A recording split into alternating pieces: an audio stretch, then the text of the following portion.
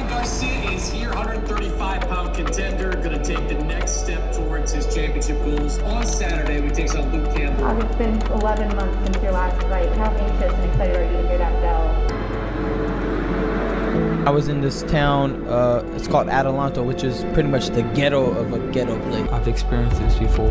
I know this feeling. What's the difference between you before anyone else joined your camp and to where you are now? Yeah, I mean, many times. I'm like, why would I want to fight for a guy that is hating on me? Right. Like, he's been doing it since I was a kid, though. Like, I don't understand this. I'm your biggest fighter, and like, every chance he gets, he's like, Ryan sucks. We are live in downtown Dallas, Texas, the American Airlines Center. Just going through the blood, sweat, and tears, long hours with my dad, and so much emotion. He's really relaxed. I've worked my life for this. No matter how good you are, Muhammad Ali lost. That was a very important moment in my career. This boy just doesn't stop. And I don't know what happened. I just turned the corner on the third fight, and I gave the fight of the night. I became fighter of the night, and I walked home with a big old trophy. And from that day, I was like, oh man, I love winning, so I'm gonna keep winning. And then there, I didn't lose for about 5 years straight. So I swear, my life, nobody was beating me. And I actually fought a southpaw. Guess what I did to him? Punished him. And came back with the national title. Did you ever get into like little fights on the playground? Like, Oh no, I fought a couple times. I'm proud of him. I've known him since I was young, so to see him where he's at, you know. I went pro because my family needed money. I want to make pro and I want to make the money. My whole life, everybody would just stop and just watch what I'm doing. Like, I don't know how to explain it. Like, I would hit the mitts and the whole gym would stop and be like who is the sound, because the speed, the sound, everything. Like, I just started noticing that it wasn't normal because I would watch other kids and nobody would care. Like, and I'm sorry to say that, but that's just how it is. No, I get it, yeah. Like, everybody would just, Ryan sparring, it's all. Believe it or not, he is the cash cow. He is the money maker. We'll have a sellout crowd here at Barclays. Well, the pay-per-views are gonna go through the roof. They want to take every step to try to control the amount of strength he's gonna have the next day. But my heart don't let me. I got the character of a champion. I don't have 3 beats. I'm running like this. I'm running 5 miles like this every step, holding my... And at the time, nobody really seen it. It was just like, he got it, because they're thinking about the big check. My security team told me, boss, we gotta get the out of here because I received death threats. You guys don't know this. I received death threats throughout the whole week, and they just said it was simply too dangerous, so we got out of there. Ryan Garcia has this nasty left hook. It's super fast. Yeah, it's a crazy left hook. Everybody who fights him doesn't understand what he can do until he does it. Faster than you know it's supposed to get there. You ever see him shadow box, like throw combinations? Yeah, there? bro. It's like,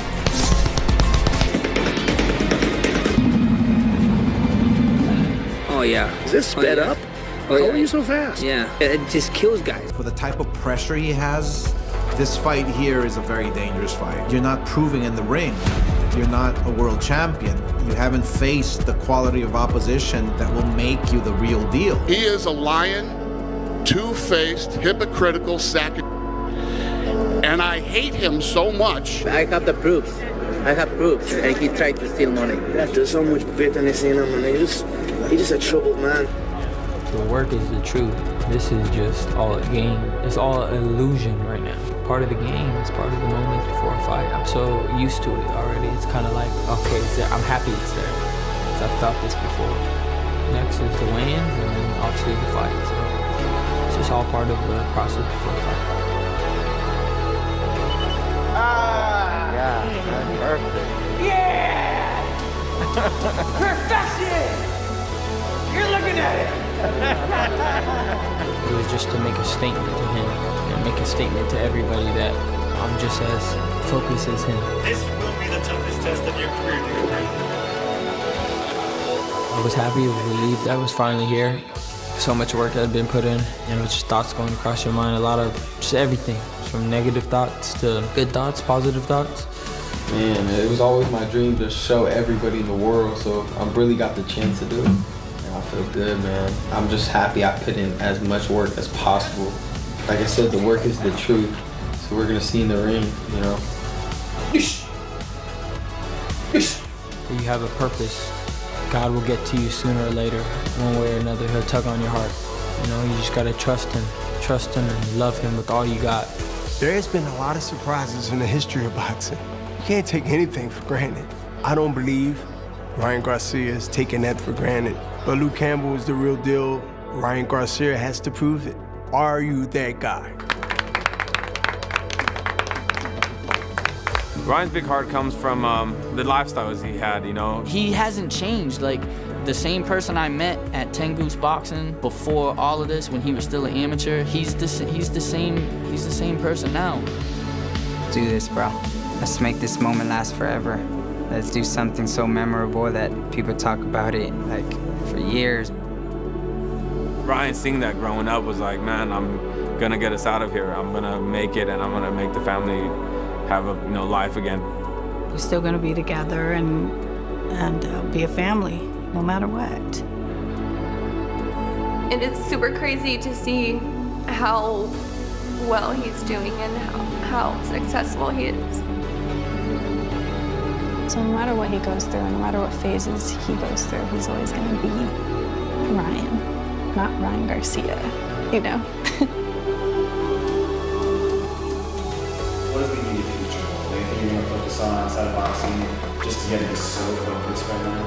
As fight night draws closer, the spotlight intensifies around the upcoming clash between Ryan Garcia and Mario Barrios, a matchup that has quickly evolved from a simple stylistic contest into a deeply layered narrative filled with questions, concerns, and psychological intrigue. On paper, it's speed versus size, explosiveness versus pressure. But beneath the surface, the conversation has shifted toward focus, preparation, distractions, and the mental state of Garcia heading into one of the most pivotal fights of his career. Boxing insiders, former champions, and analysts are no longer just debating who wins. They're debating which version of Ryan Garcia will actually show up when the bell rings. In the early build-up to the fight, a wave of concern emerged after Garcia was seen in public settings during what many consider the most critical phase of fight preparation. A viral clip showing him dining out during fight week sparked immediate backlash online. In modern boxing culture, especially at the elite level, fighters are expected to enter near isolation, strict diet control,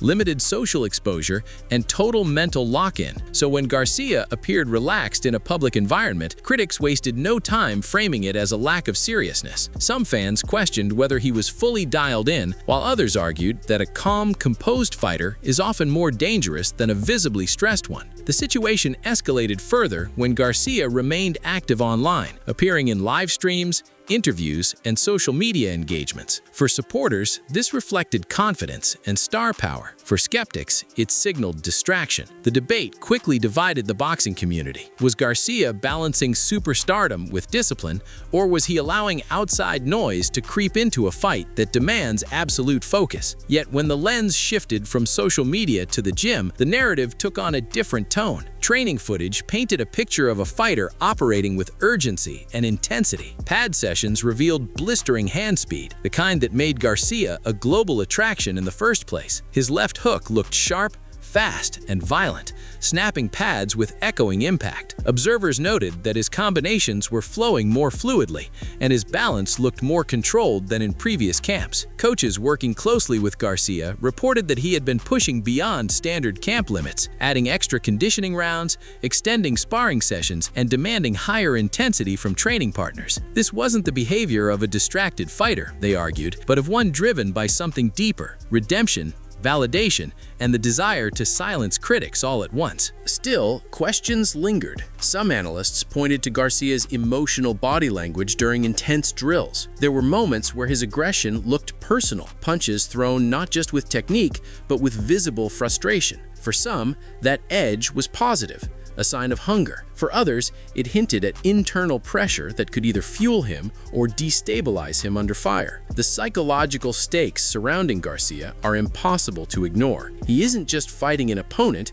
he's fighting narrative baggage. Past controversies, public criticism, and scrutiny over his discipline have followed him into this camp. Every move he makes is dissected, every clip analyzed, every word interpreted. In many ways, this fight represents a referendum on his maturity as much as his skill. Motivation, however, does not appear to be lacking. If anything, Garcia's training demeanor suggests heightened urgency. His work rate in camp reportedly increased, particularly in endurance circuits designed to prepare him for deeper rounds. Strength coaches emphasized core stability and punch resistance, hinting at an awareness that Barrios' physicality could become a factor if the fight drifts into prolonged exchanges. One strategic element that stood out was Garcia's focus on sparring with naturally bigger fighters.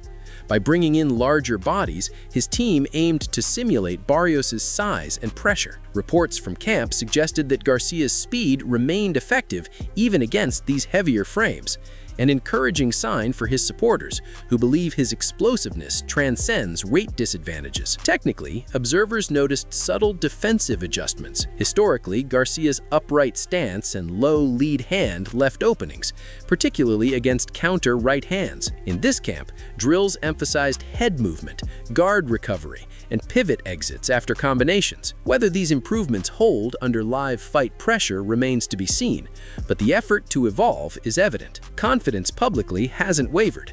Garcia predicted a mid-round stoppage, somewhere between rounds 8 and 10. The prediction itself was telling.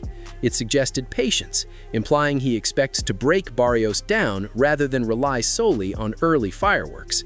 That kind of pacing would represent a tactical maturation in his approach, but overlooking Barrios would be a critical mistake. Durability is one of Barrios' defining traits. He has shown the ability to absorb punishment, recover, and reassert pressure. If Garcia cannot secure an early or mid-fight breakthrough, the physical dimensions of the fight could shift dramatically. Beyond the physical and tactical layers, another factor quietly shaping this fight is expectation management. For Garcia, every performance is judged against superstardom standards rather than contender standards. When he wins, fans expect knockouts. When he dominates, critics still search for flaws. That kind of pressure creates a unique mental battlefield. Fighters in this position don't just prepare to win, they prepare to impress, and that can be dangerous. Overreaching for spectacular moments often creates defensive lapses. Against a composed pressure fighter like Barrios, even a brief lapse in discipline can shift momentum instantly. There's also the conditioning narrative that insiders continue to watch closely. Garcia's explosiveness has never been questioned,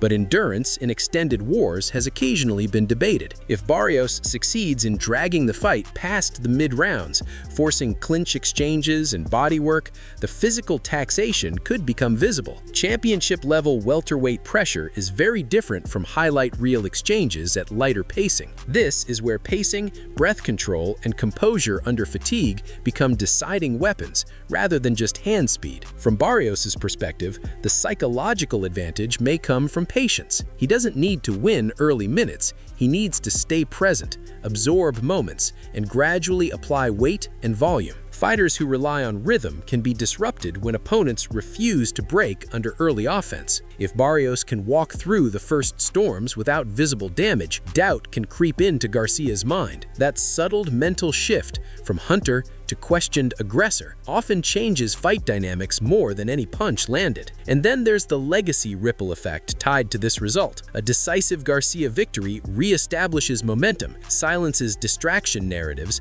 and positions him for even bigger marquee matchups. A loss, however, reshapes his career trajectory overnight, not as an end, but as a forced rebuild requiring technical and psychological recalibration. For Barrios, the equation is inverse. Victory elevates him from respected champion to headline disruptor. Defeat keeps him credible but outside superstardom reach. That duality of consequence adds invisible weight to every round fought. So, as the countdown closes and anticipation peaks, the fight stands balanced on more than skill alone. Focus, patience, conditioning, composure, and psychological endurance all sit beside speed and power on the table. When the bell rings, those invisible factors will surface, punch by punch, round by round, until one fighter separates himself, not just through force, but through control of the moment. Stylistically, the contrast is fascinating. Garcia thrives in chaos, explosive counters, sudden knockouts, momentum swings. Barrios thrives in structure, jab control, bodywork, pressure, pacing. The fighter who imposes tempo will likely control outcome. Physical size remains a central variable. Barrios, a natural welterweight, carries height and reach advantages. In clinch scenarios and inside exchanges, he could lean weight onto Garcia, draining stamina and disrupting rhythm. Garcia's path to dominance likely depends on maintaining distance and striking in bursts rather than prolonged trades.